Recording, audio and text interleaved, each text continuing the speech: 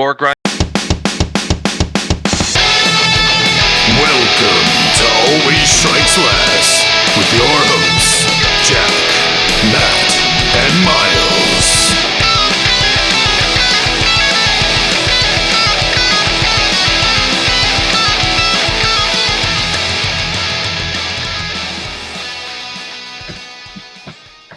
Cool. Yeah. So, meetings from hell. Oh yeah, so many. That's the benefit of our tri-time zone, almost pan-global recording schedule, which Right. I hope all of our listeners appreciate. It's making us extremely sophisticated and multinational. Yeah. We're so sophisticated. And getting the YouTube live stuff ready too. So thanks for the blurb, by the way. Oh, good. Yeah, no problem. That was all Miles. All I did was give affirmation. But Affirmations are good. Let's get some communism up in this bitch. All of us working together. nice. Oh, welcome to the podcast. Welcome. Welcome. Welcome, dear listeners, to Always Strikes Last, the podcast. It is. We're striking last. Yeah, that's the one. That's it. We strike last. That's the thing. You've been here before. We strike last. That's the thing. You know how this do. Strike last and have the last word, which is why. Yeah, exactly. Yes. Let's see. As always, I'm Miles. I'm joined by my co-host Matt and Jack. Hello. Yes. I say that like I'm not also a co-host. He's leading this one, so I think this works well for us. We'll go with, you get to be the head honcho or the I get to be the honcho. Yes, you get to be the Lenin in our commune for today. Well, absolutely. Given the subject matter of today's episode are the hellacious adventures of the Motley Crew in their first tournament outing. Oh, there we go. Yeah. Indeed. Yeah, so we should let's launch right into it. So this weekend went to a GT at Underworld Gaming in the Dublin area. AoS tournament, we had about 30 people. I went 2 and 3 with my brand new Iron Jaws, and here to talk about some games and stuff that we saw at the tournament. It was exciting times. Yeah, and so this was a GT? It was a GT. Yeah, it was 2 days. I was exhausted, continue to be exhausted. That's the classic GT way. That's exactly what it does. Powerful weekend followed by a long week of work. Yeah. Exactly. the most relaxing way to slide into your next week. Exhausted and shuffling. Exactly. And I think all of our listeners will be eager to hear kind of how you fared over there in a brand new meta, how you joined the brand new army, and also to settle it once and for all what you actually want to call your army, because I don't want to steal the thunder of your naming convention with my particular preference for my meta. Yeah, so let's talk about the army. I was playing Iron Jaws. This was my 2nd through 6th game with the army, so I had very, very low expectations for this weekend. But I'm really enjoying it. You know, it's got a punch hard, ask questions later kind of attitude, and that's very fun. But then also, you know, it's very also incredibly easy to overextend yourself in the wrong situations, and then you can be really left without enough firepower to finish off the game. You know, is sort of what I'm learning, which is true, I think, for a lot of these kinds of highly aggressive armies. Well, let's kick things off with probably the first question people listening might have is, what did you bring? What was the list? Yeah. Sure. So the list was, this whole list, I had to submit it before I'd ever played a game. So highly theoretical list. Well, I was playing Iron Suns, which is the Iron Jaws faction where you can charge in the opponent's charge phase, at the end of their charge phase. So for a command point. It was very fun. Actually, it came up a lot and was super useful, so I would do that again. And I had a war boss or a mega boss on Maw Crusher, who was the master of magic. Highly thematic, of course. Not power gaming at all. It was all good.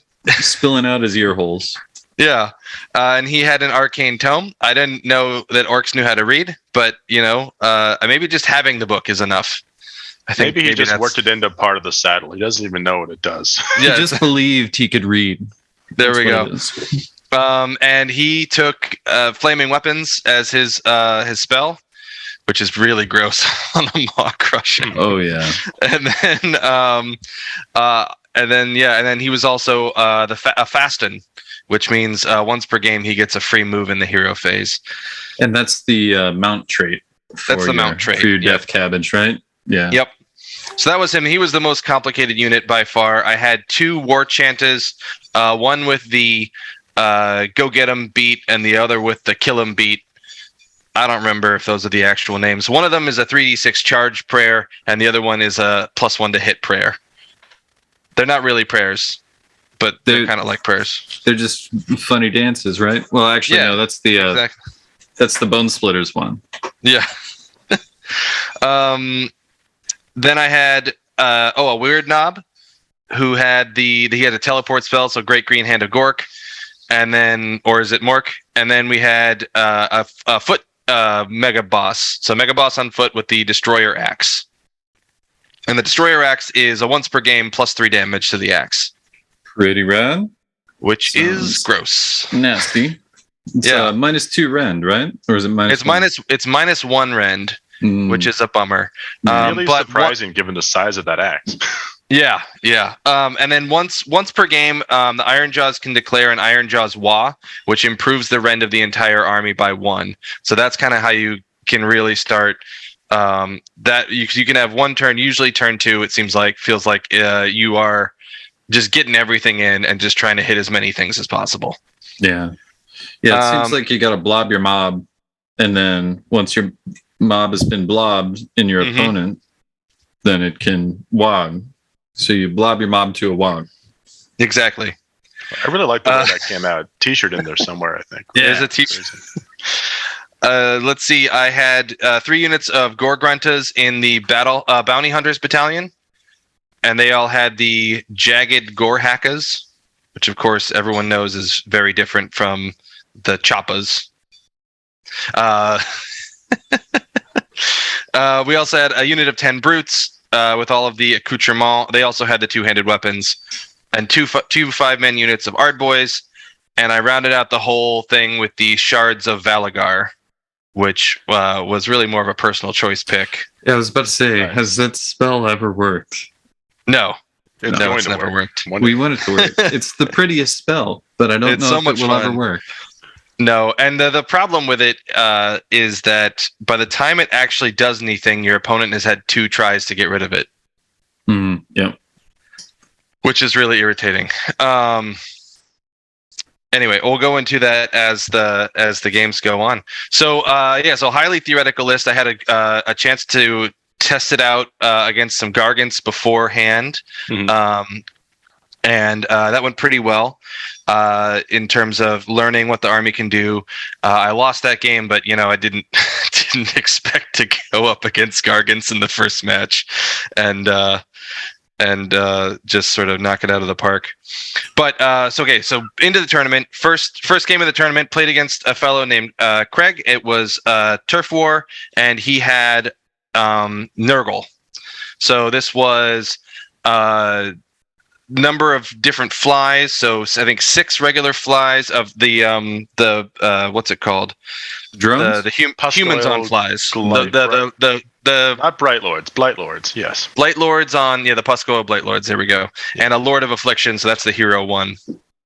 And then he had several Beasts of Nurgle, as well as 2 out of the 3 brothers who ride demons. Gutrot, Spume, and Bloa, Rot Spawn. It's a very small list. Maggoth Lords, right? Yeah, no, the whole list is like 12 models, 12, 13 models. And this was probably Craig was, so it's Turf Wars, so that's sort of long way deployment, 2 objectives in the middle, and so you're really just and no reserves, so everything's on the table. Now, I didn't have any reserves. He didn't really have any reserves. I mean, he could summon in, but then they couldn't charge. But like, those are 9-inch charges anyway. It didn't have any major impact on the game. Mm-hmm. My game plan was to get out quickly, punch some stuff, try and score points early on. I knew he was gonna try and grind me down, and so just try and get points early before the grinding started happening too hard, I guess was the strategy, and largely that worked. But it wasn't enough, basically. And I will say, absolute hats off to Craig, because for an army with so few models, he played very technically, in that every time I wanted to charge somewhere, somehow there was a Beast of Nurgle screening me from what I wanted to charge. Of course, every time. They're just happy little beasts, right? And he really used all of the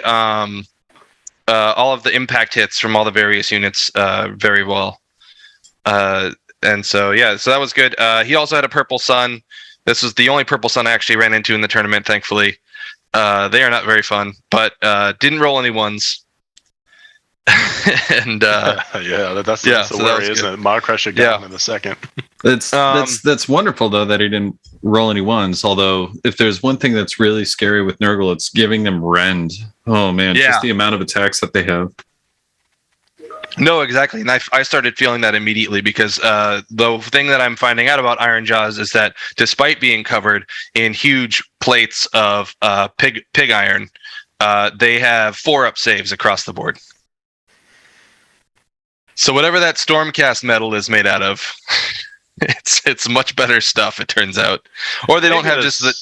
Yeah, go for it, Jack. Maybe it has something to do with the fact that I don't know how to even get them on there. They're probably loosely set in place with like string or some rawhide or something. No, that's true. And they do look, from painting the models and seeing them up close, they are much more heavily armored in the front than they are in the back. Almost all the orcs have their backs exposed. So maybe the front's like the good half of the 4+. There you go. Yeah, right. I mean, they should always be charging forward. So no, exactly. In theory, it works. The front's a 3-up and the back's a 5-up, and it kind of evens out. Yeah, that's what it is. I just love the notion that if the Auric War clans could somehow get over this like mental hurdle, this block, they're just a 3-up or a 2-up save army wide and be unbeatable. Yeah. Can't give them too much of the power of belief in their armor, though. Yeah. Let's see. Yeah. So last note on that game, definitely blew me away the number of impact hits that Nurgle could summon, especially with those the Puscoil Blight Lords. I lost my Mega Boss on foot from fresh before we even got to the combat phase. Right. So like 7 mortal wounds just in impact hits alone, that kind of thing. Yeah, that makes sense. Yeah. That's the entire theory behind that vampire army that we talked about last time. So exactly. So that was a loss. Moving on to round 2, I played a fellow named Gary. It was Silk Steel Nets, which is the 8 objectives, and you can burn the 4 on the other side of the board from you. This is the classic Dawn of War deployment, although it's 18 inches apart. Gary had a Sylvaneth list. Looking, he had a Durthu, a Silksong Revenant, what's it called? Kurnoths with hooks, 2 units of Tree Revenants, a unit of Dryads, and a 3-man unit of the new Seeker Air Cavalry. Oh, the Bug Riders. The Bug Riders, exactly. Yeah, and those were the ones with the spears, not the sickles, right? I can't tell from the picture. They're the ones that heal. They heal themselves. I think they both heal, but one is higher damage when they charge. Okay. Admittedly, I have not looked at my Sylvaneth book enough. Well, yeah. Spoiler alert, I killed them before they could do anything. Bravo. Like an orc. Whatever they do, I still have yet to find out. They sound very scary on paper. And he also had an Arch Revenant. Gary took the first turn, and I do think Gary was new to this book. I think it was his second or third game with the new book, so he was really trying to feel things out. It sounds like there's a lot of new tricks in there to wrap your head around. So hats off for even just trying to get it all down. It sounded like a very complicated book. He did his best to try and spread out and sort of hold all of his objectives, but that did mean that he was very thin, right, as a result. Yeah, and Sylvaneth are already pretty thin, so... Exactly. He had a pretty clever play at the beginning of summoning a tree in the middle of the board and then teleporting the Kurnoth to the tree. He had a way of getting them like +5 to charge through the Spite Swarm Hive and something else. I don't remember what the other thing was. Mm-hmm. And then so it was an easy charge into my brutes. He killed like 5 brutes in one go and then teleported away before I could strike back. Yeah, that strike and fade, so good. Yep. Yeah, it was a very clever little play. Yep. And then my turn, I was able to get the Maw Crusher all the way across the board and just into his main, into those Kurnoth hunters sitting in their own woods.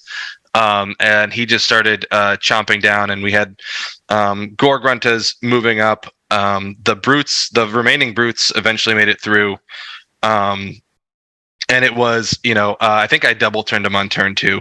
And so he didn't have a good chance to really recover from that initial punch. Yeah, it's really interesting. Like Sylvaneth, even before the new book, they were an army that you never wanted to get double turned by because they were all going to be healed.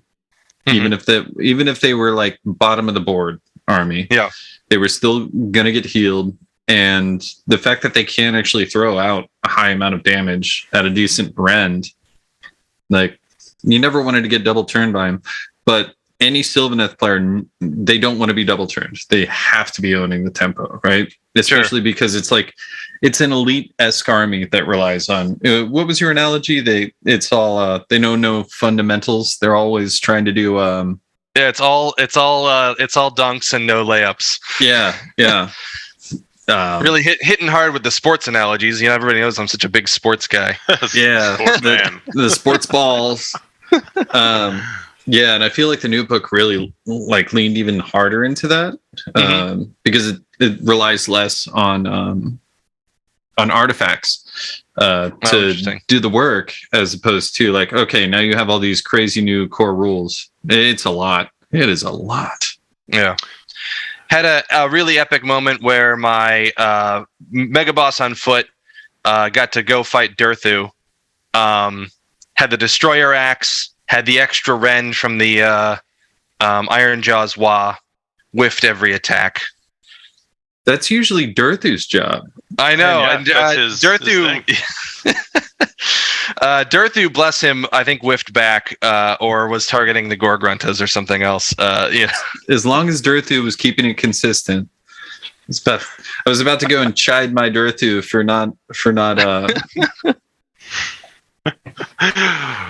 not living up to his potential to roll anything but the ones in the twos. Yeah, not even the twos, actually only the twos, because I was playing Gnarlwood with him for the longest time, so he was re-rolling ones. All I'd roll is twos. There you go. Only Durthu. We'll start our own YouTube channel named Rerolling Twos. Yeah, there we go. A very tight market to compete in for that one. There we go. I can hear Jack Ballard screaming somewhere, "No!" We're like the sequel, but we'll be better. I don't know. So I'm 1-1 at the last game of the first day, and play a fellow named Kevin, who had Ideneth Deepkin on Mighty and Cunning, and this is the one that it's 4 objectives across the middle of the board, still the sort of long Dawn of War deployment, and you get extra points for killing each other's Galatian vets. Yeah, that's a rough one for you, because that's a good mission for Ideneth. Yeah. Now he did have a bunch of Thralls and Reavers, which are Galatian vets, so they were juicy targets. Mm-hmm. And I think this was a mission where I was really feeling the cobwebs really starting to hurt me.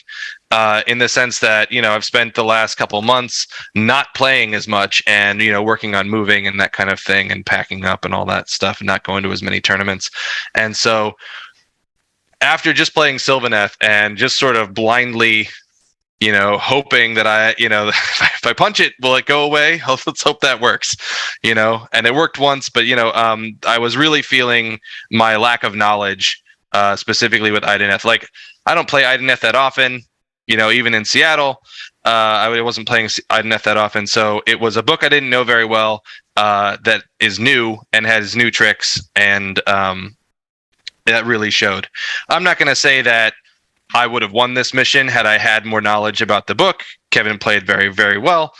But I felt like there were some order of operations things that I could have been doing better, in terms of like, what is the best thing for me to be focus firing on? What is the best thing for me to be? Can I pick? Would it behoove me to kill this small character versus trying to whittle down the turtle or whatever? Yeah.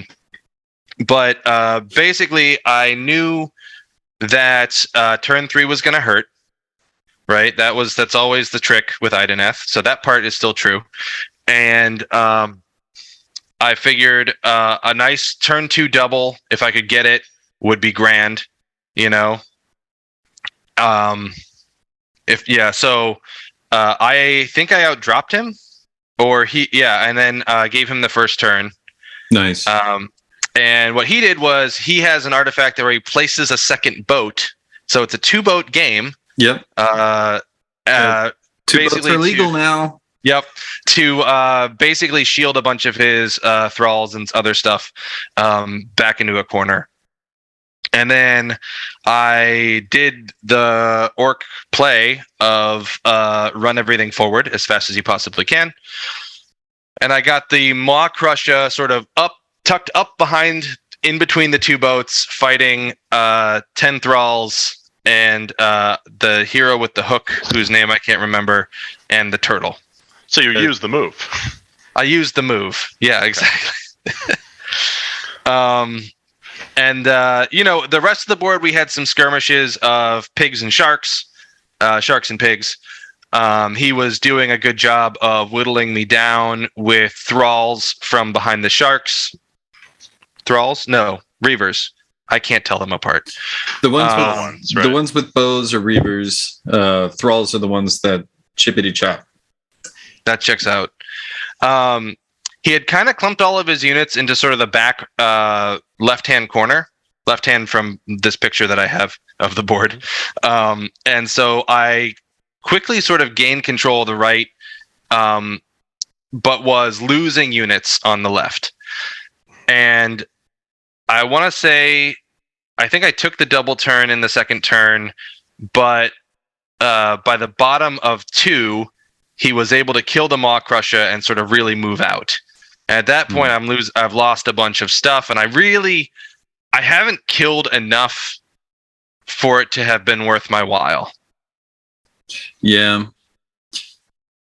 Yeah, that's Idoneth. It always feels like an uphill battle because of their movement. No matter what you are, you're going to get outmaneuvered. Like, even I think Slaanesh to a degree, like, comes up short when trying to outmaneuver Idoneth as a whole. Like, yeah, it's true. Now, flying fast, very scary. Yeah, and even Reavers have 8-inch movement, so like, it's guaranteed, right, for them, as opposed to like, the Slaaneshi archers are, run and shoot. So you're never going to guarantee it unless you're losing a CP. So yeah. A quick aside on that, I would love to see realistic Idoneth rules where, on a 1 your model just dies every turn because, it's not in the water. 2-inch movement because, it's not in the water. Well, they bring the sea with them. It's magic. It is magic. Magical thinking. Let's see.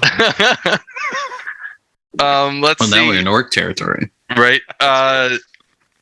So the good news was going into turn 3, I was up on points. I'd basically controlled the middle of the board the entire game so far. So I was getting my secondaries. The new secondaries, it definitely took a while to get used to. I definitely had a few moments where I was like, oh, well, I really don't have a good one right now. And that's, just sort of a misplay on my part throughout the tournament, not necessarily in this game, but I'm sure it happened in this game as well. And then turn 3 happens. And of course, that's my favorite. And Kevin is able to swing the Achillean King back from. Should have mentioned he had an Achillean King. I just figured. I figured he'd have one. Yeah. They are brutal. Who has been sitting in basically the back corner the entire game, away from everything else, and he's able to land it between 4 of my units. Or charge it in between 4 of my units. And apparently he gets +2 attacks to every one of his profiles for every single enemy unit that's within range of 3. So he's at +8 attacks to all of his profiles. Yeah, there's some name for that. The Chop King, the Hack King, the Sneak King. The Big Meanie. Big meanie. So he kills a unit of Gorgruntas, a unit of Brutes, my boss on foot, and a Mega Knob all in one round of combat. All in one swing. Yeah. Sounds about right. How many total attacks was that? What was he looking at the end? It was like 30, right? Because he had 4 different attack profiles and they were all +8. Yep. Yeah, it is brutal. It's brutal, right? What that thing can do. And that was again a knowledge moment, right? Where like if I had realized that was a possibility, I wouldn't have grouped my guys in a sweet semicircle. That's fair. I mean, or at least tried to before. And that's all good. Those I didn't feel like it was a gotcha moment. It was like, oh, okay, this is I knew it was going to be bad. I didn't know it was going to be that bad, and that's okay. I go with cinematic moment though. Yeah, just. And after that, it was a mop up. The turtle came in, he crunched the remaining Gorgruntas.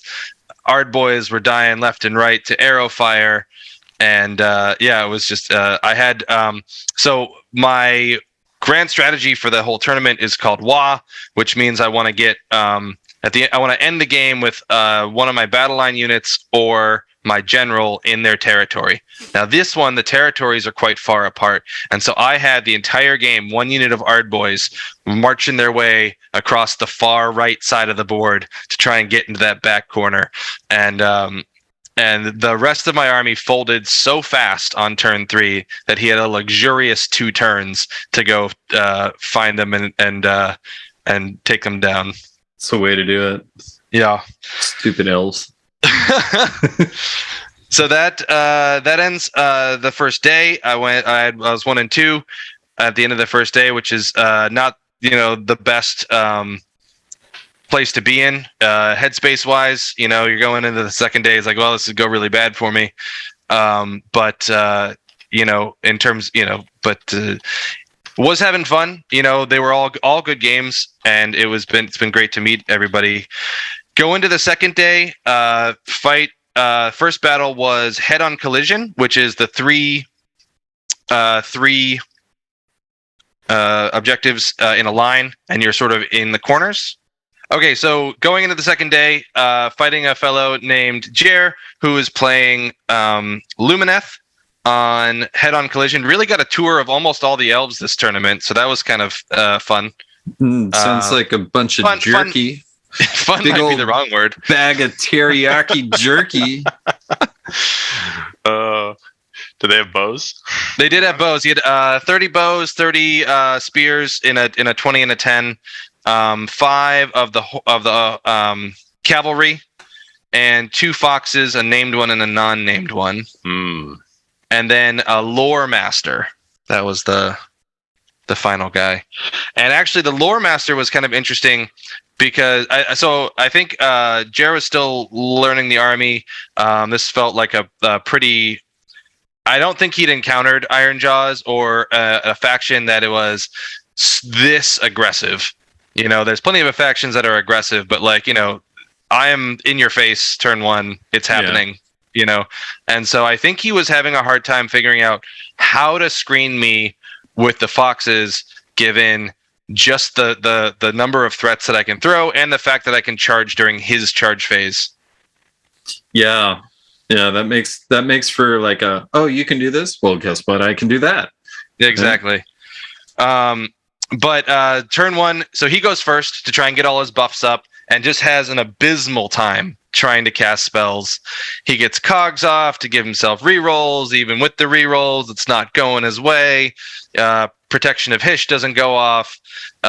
Whatever Blessing of Hish or whatever it is that makes the arrows really nasty doesn't go off. I think the double, the 2 CP for 1 CP doesn't go off. Oh wow. Yeah, no, it was bad. I don't have your magic elves for sure. Yeah, exactly. But the cogs went off, so that's all. That's very nice. Right? I think the horses might have gotten Mystic Shield on themselves or something. Small clap for them. Little right? golf Yeah. clap. Exactly. And then the Lore Master comes down, and he comes down like 10 inches away from the Maw Crusher. Oh joy. Right during his turn, and so I'm like, you know what? I am resplendent. This is one of those few moments in the game where I am just resplendent in CP because I haven't done anything yet, and so I'm like, fuck it, right? Let's just I'll spend a CP, roll a hot 10. The Maw Crusher charges into the Lore Master, takes him out, and I start my turn with my Maw Crusher 10 inches closer than he needed to be. Wonderful. Clever strategy, Miles. Charging it with the orcs. Right? Yeah, exactly. And then during my turn, the Maw Crusher can go 36 inches. Like it's ridiculous how far this guy can move.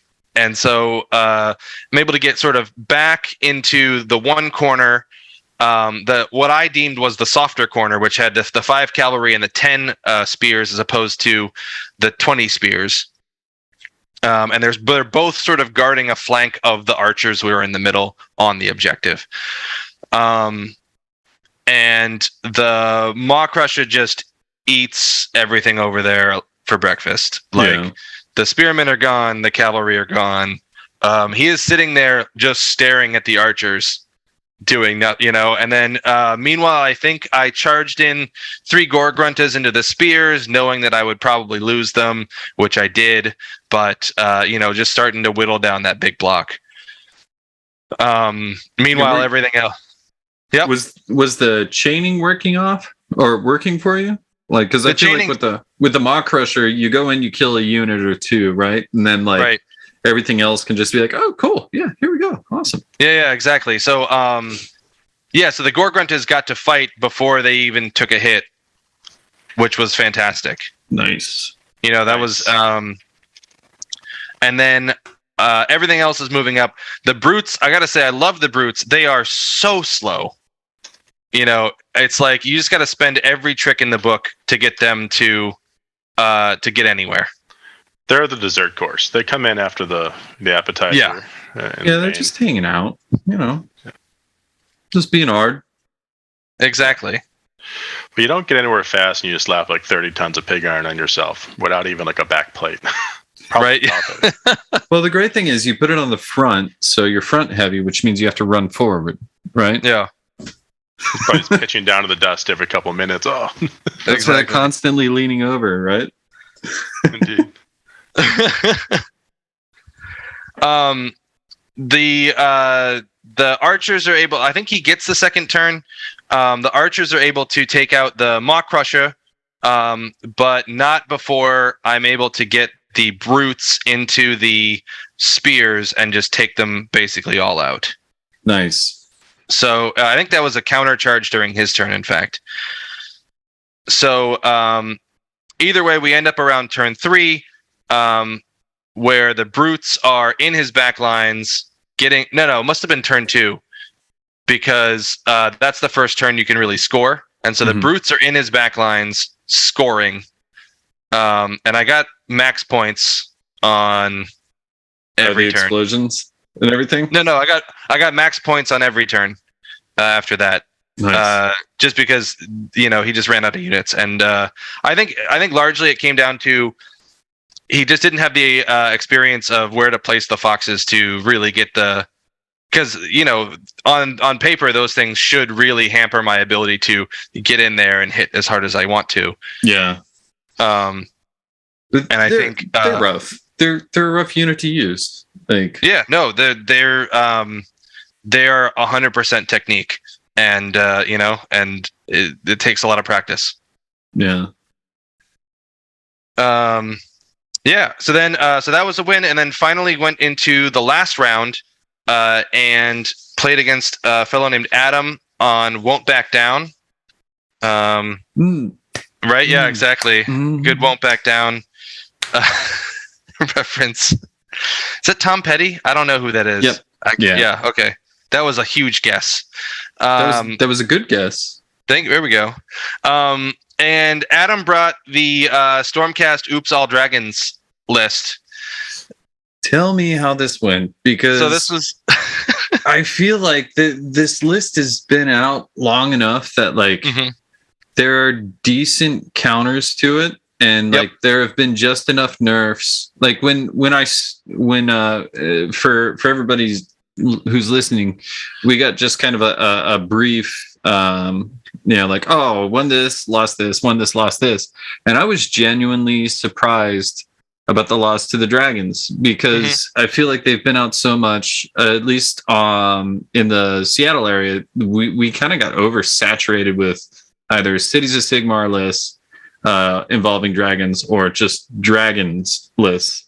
Sure. And so everybody kind of had to like figure out kill them. Yeah.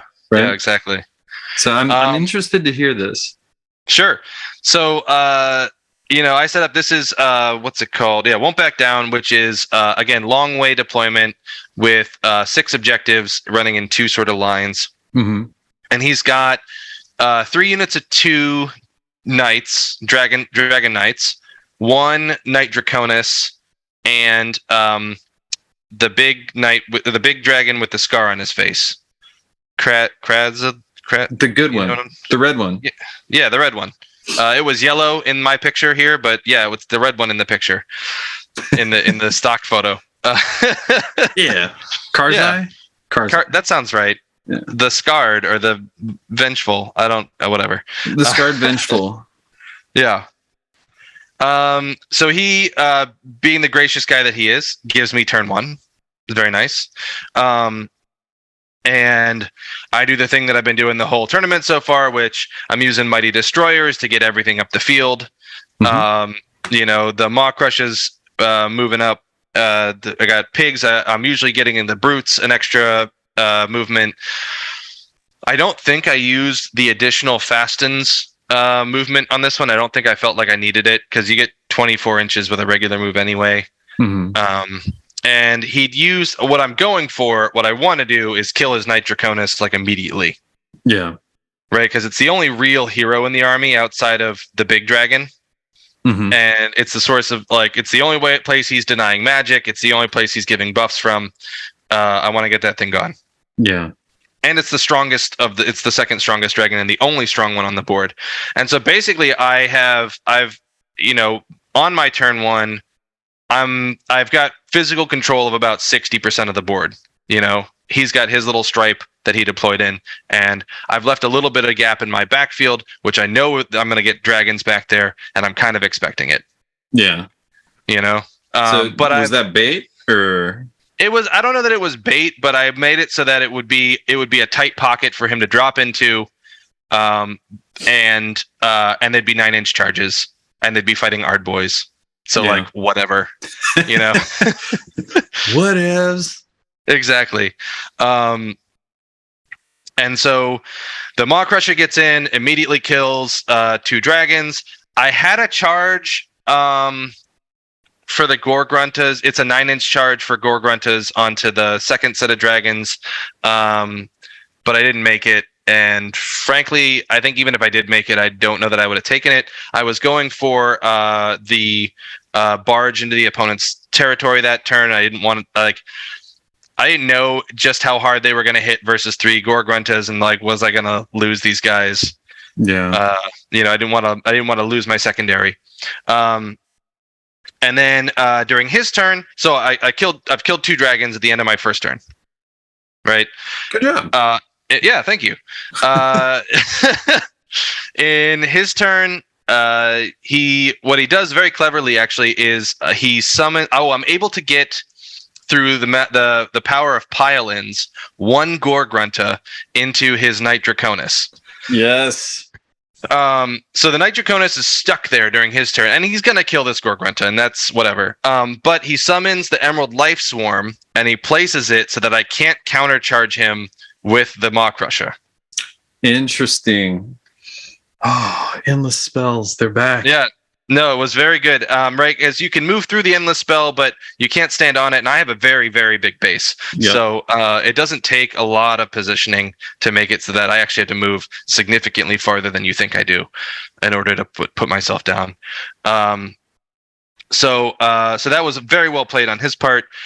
Gore Gruntas without any buffs really struggle to do damage to dragons, is what I've found out. Yeah, because they're -1 rend at most. So I have them at -2, but they're all just single damage attacks. Yeah. And they will whittle over time, but you're losing at least 1.5 every turn. Yep. Yeah. That was the interesting problem, right? When they first came out, and -2 rend is actually kind of nice against dragons. Yeah. Even with their potential 2+, 1+ save. Yeah. They're definitely something where it's a battle just to kill a dragon. Unless you have shooting out the wazoo. But if you're a combat-based army, dragons are rough. So rough. Yeah. So, and then in my backfield, as expected, Kazurai and the other 2 dragons show up. They make their 10-inch charges. Nice. Both of them. And so, but then I countercharge the Orc Brutes into Kazurai. So it's my Mega Boss and the Orc Brutes and some Ard Boys fighting the big dragon.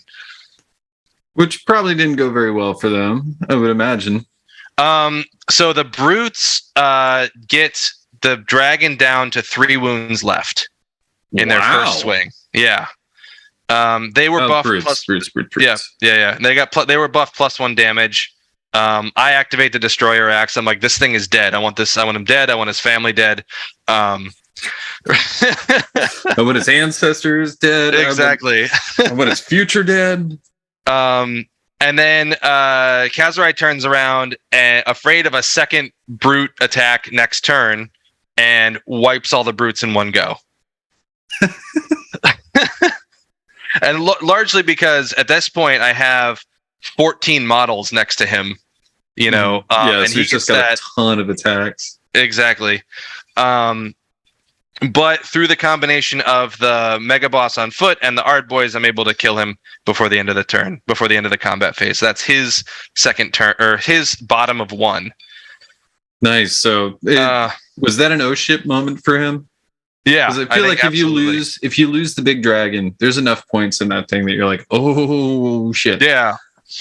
The other 2 dragons, they've killed the Ard Boys and my Weird Knob, which is not the end of the world to me. Although I'd prefer if they were all still there. I think actually 1 Ard Boy stayed alive, which was pretty good. So he was stuck fighting them for another turn. That's good. Yeah, or at least shooting him and then charging somewhere else. And I think that was definitely an oh shit moment for him. And then it came down to a very critical priority, which was I think really the turning point of the game. And I think if you had talked to me at this moment, I definitely feel like it was my game to lose. Right, I was in really good board position, and the Maw Crusher was gonna get that Knight Draconis and then just run around the board, popping dragons left and right. His biggest threat was gone, and and although the Maw Crusher is not unkillable, certainly, I think I was in a good position to hit hard, hit first, and have control. And I already had control of almost all the objectives. Yeah. Right. But then he rolls priority and double turns me into turn 2. And I'm sorry, I want to make a correction to the listeners at this point because I've learned a bit of local flavor. over the weekend here in Ireland, and the double turn is affectionately known as the Colin Cochrane double. It's I go first, then you go first, then you go again, and then we call the game because I've lost. Okay. Yeah, so I get the Colin Cochrane double into turn 2, or he gets the Colin Cochrane double into turn 2, I should say. Mm-hmm. And he Colin Cochrane's you. Yeah, exactly. There we go. I'm not really entirely clear on how to use it properly, so listeners out there, please let me know. We'll just stumble around with it until we find the correct usage. Exactly. And he's moving stuff around. He's trying to pick up. He's getting some charges prepared for against Gorgruntas. All smart stuff. He's throwing some mortal wound breath around, and he's looking at the Maw Crusher and his Knight Draconis. He's like, you know what? No matter where I move this, I think he said something to this effect out loud. No matter where I move this, you're just gonna come follow me. So I'm just gonna charge you. Excellent. See, that's the strategy. That's the best strategy right there. And he's throwing a bunch of mortal wound breaths at the Maw Crusher. He's definitely whittling it down. I think at this point, he's taken like 10 wounds maybe. But he's also gained a wound. And so he charges in with the Knight Draconis. The Knight Draconis goes first, does a few wounds to the Maw Crusher. But he's still got like 5 left, right? Mm-hmm. We wrap up the other fights. It's bloody, right? Piggies are dying, dragons are dying. I've got war chantas in the fight now because that's I'm down to non-combat units fighting. Yeah, basically. brass tacks parts of the game. And so the Maw Crusher finally goes and kills the Knight Draconis, and he blows up and does 5 mortal wounds exactly on the explosion. Oh, that's gotta hurt. So it's a double knockout, and it's better than odds, but it's not too much better than odds. I think if statistically he should have gotten 3 or 4, so it's like a little bit better, but not like crazy. But still, just you're a little bit like expected, right? Yeah. Oh, that's And this was a huge bummer going into my turn too, just having lost all of my board presence on his half of the board. Yep. Right. Now, fortunately, there's really only like 3 dragons left at this point. But we go back and forth, and I'm really just for the rest of the game not able to get a concerted attack on them for long enough to kill any more dragons. Yeah, pitting them down is rough. It's hard to do because they could just whoop. No, a lot of whittling. Like we got a lot of them down to low numbers. But in the end, and again, I have 1 unit of Ardboys whose whole job has been to hoof it across the field to try and get to his. And so my last ditch effort, turn 5, I am trying to get these. I got these Ardboys and a War Chanter, and that's all I've got left. And he's got 2 dragons, I think, at this point, right?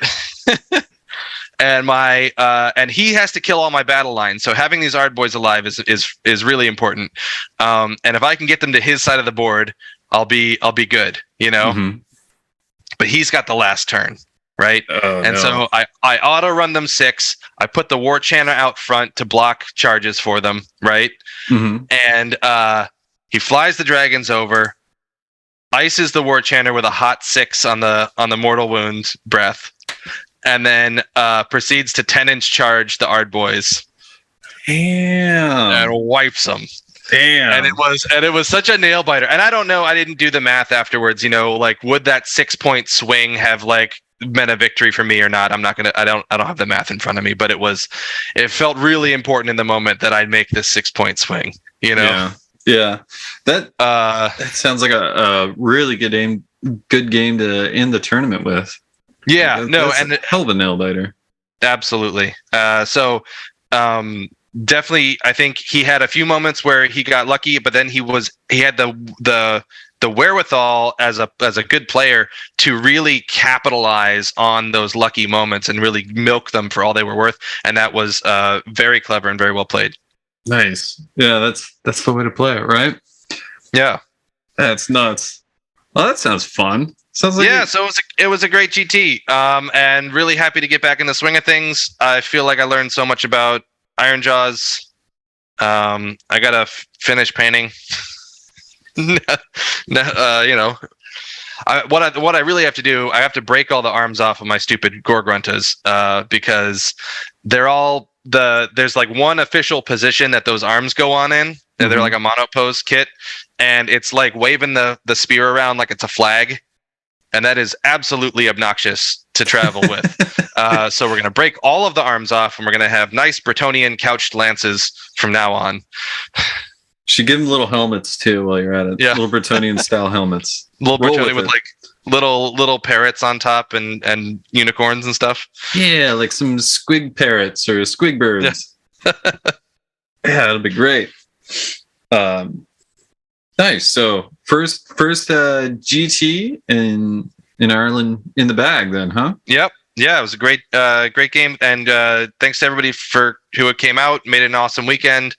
Thanks to Nathan and Jay for running it, and I hope I'm pronouncing this right. Underworld Gaming, great bunch of lads. Nice. Yeah, no, it was great. Anything you think? What are your impressions of the orcs then now, as you're moving forward with them? Something you think you want to lean into, or? I definitely want to drill into the Iron Suns play. I feel like I know Bloodtooths is the meta list right now. Mm-hmm. With like massive numbers of Gorgruntas, and I think Gorgruntas are very good. But the utility I got from being able to charge during their phase, and especially being able to multi-charge using one of the two mega bosses, it made people really question leaving people near me. Yeah. So I had this like interesting threat bubble even during their turn that I feel like you don't get with a lot of armies, and that felt really powerful, and I want to find a way to really push that. Yeah, I feel like that more than makes up for the lack of shooting in the army. Just being able to like have area denial, especially if you're blobbed up too, right? Yeah. Excuse me. I do feel like, and I was fortunate not to have to go up against them, but I do feel like I don't have a good strategy for some of the more, I'm going to say gimmicky, but take that with a grain of salt, sort of puzzle enemies that exist out there, like Marathi or the Kronspine or Croak, someone where you have to have a very specific strategy to take them down, because I don't feel like the toys that I have currently are good at the strategies that I know of to take those things down. Yeah, like none of your army is expendable, and Marathi is either shooting or expendable to take her down, right? So, right. Yeah, that's an interesting one, and I don't know if I'll ever have an answer for Croak. It's more just grin and bear it and try and score as many objectives as possible. Yeah, exactly. Yeah, that's cool. Well, so thanks guys for listening. We're Always Strikes Last. Thanks everybody. Always striking last. We won't strike first. Don't worry. Never. We don't have a sign off still. It's working on it. It's okay. Working on it. Yeah. If you have a sign off, write us in at alwaysstrikeslast@alwaysstrikeslast.com. Yeah. Or if you enjoy this meandering version, say nothing. Yes. Let us speak into the void.